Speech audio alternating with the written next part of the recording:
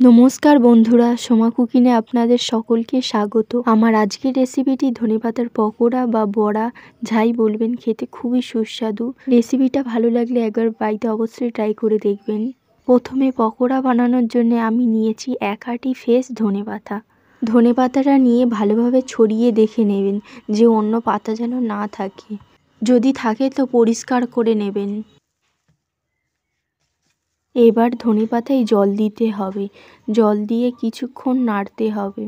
নাড়ার পরে ধনেপাতা থেকে যে নোংরা জলটা হয়েছে ওই নোংরা জলটা ভালোভাবে ফেলে দিতে হবে। আপনারা যদি ধনেপাতার পকোড়া বাড়িতে বানান তো কমেন্ট করে বলবেন কেমন খেতে হয়েছে। তারপরে আবার জল দিয়ে ধনেপাতাটা ভালোভাবে ধুয়ে নেবেন। এরম করে 2 বার ধনেপাতাটা ধুয়ে নিতে হবে। ধনেপাতাটা ভালোভাবে ধোয়ার পর অল্প অল্প করে চুবড়িতে তুলে নিতে হবে।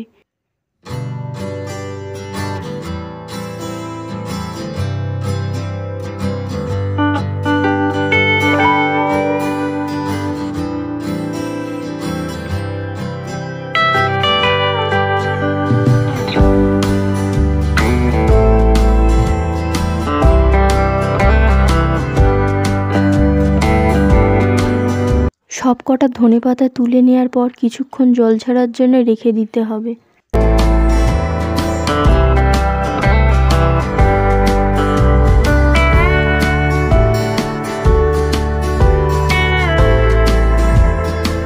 এবার একটা পাত্রে 200 বেসন, অল্প কালো জিরে দিতে হবে। তারপরে স্বাদ অনুযায়ী লবণ দিতে হবে।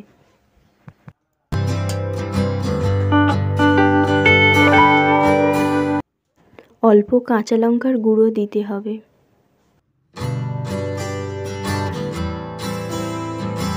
তারপরে অল্প হলুদ গুঁড়ো দিতে হবে।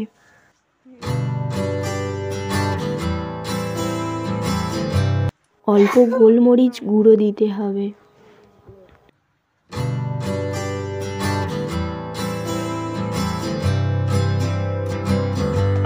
এবার অল্প অল্প করে জল দিয়ে ভালোভাবে মাখিয়ে নিতে হবে। মনে রাখবেন যেন ডেলা অংশটা না থাকে। ভালোভাবে মিহি করে নেবেন যাতে ডেলা অংশটা না থাকে। এবার অল্প বেকিং সোডা দিয়ে মাখিয়ে নিতে হবে।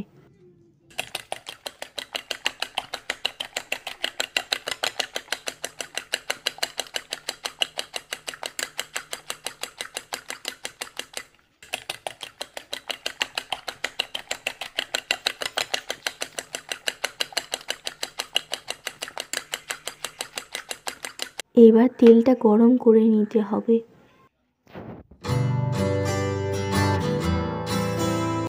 অল্প করে ধনেপাতা নিতে হবে, নিয়ে বেসনেতে ভালোভাবে মাখিয়ে নিতে হবে।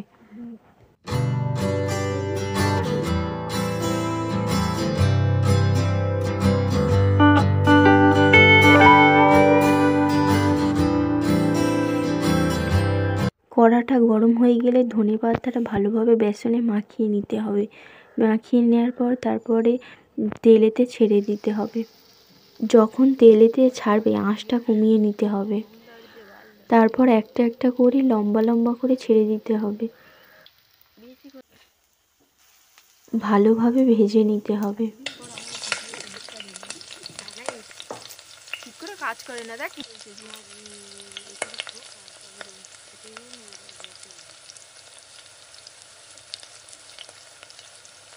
গাটা হালকা লাল হয়ে গেলে একটা করে উল্টে ভালো করে ভেজে নিতে হবে।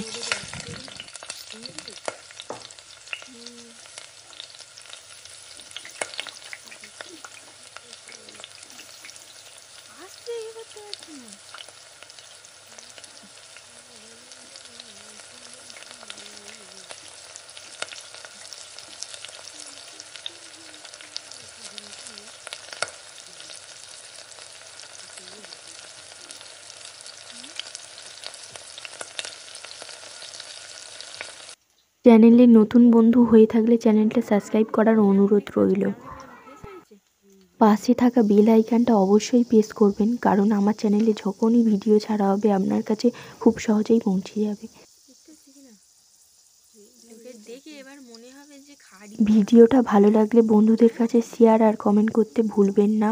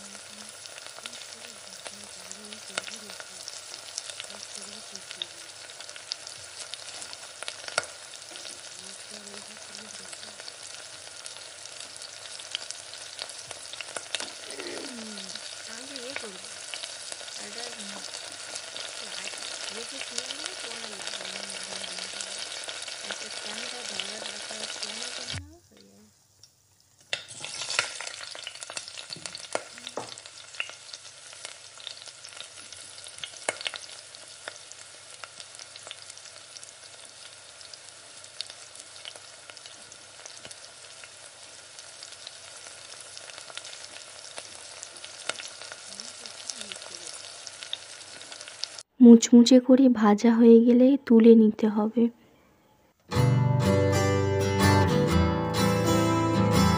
একবার পকোড়ার কালারটা দেখুন, হেবি সুন্দর দেখতে হয়েছে।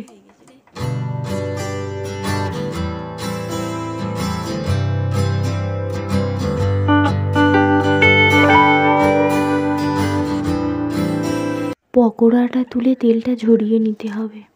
খুব সহজেই তৈরি হয়ে গেল ধনেপাতার পকোড়া। এই একই রকমভাবে ধনেপাতার পকোড়া করে নিতে হবে। তাহলে আপনারাও একবার বাড়িতে ট্রাই করে দেখবেন। আশা করি আপনাদেরও খেতে ভালো লাগবে। চ্যানেলে নতুন বন্ধু হয়ে থাকলে চ্যানেলটা সাবস্ক্রাইব করে নেওয়ার অনুরোধ রইল। আজকের মতন এই পর্যন্ত, আবার হাজির হয়ে যাব নতুন কোনো রেসিপি নিয়ে। ভালো থাকবেন, সুস্থ থাকবেন। ধন্যবাদ।